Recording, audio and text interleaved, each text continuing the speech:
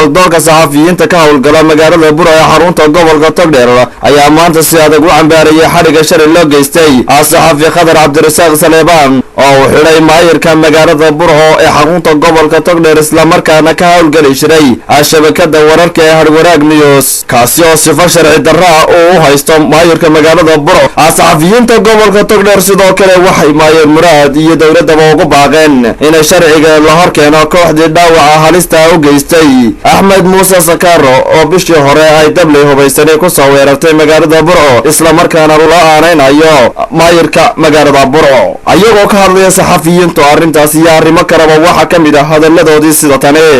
siday bulshadu ogeyd baa dhaawac culus baa dableydee hubaysanay geysatay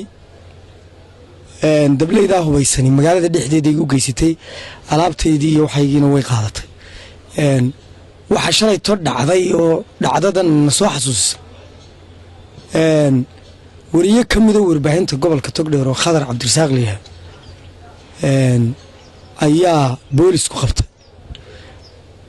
waxa aad loola yaabaa booliska iyo dawladnimadu hadday shaqeynayso in badan baan warbaahinaan daanigu intii aan xanuunsanayay laga hadlay arintayda wariyaha xarigiisa waxa xidhay oo daba socday maayirka magaalada Burco aniga kuwa dhaawacay geystay waxay haayeen ehelkiisii iyo dadkiisii bay haayeen kuway dad isugu dhawaayeen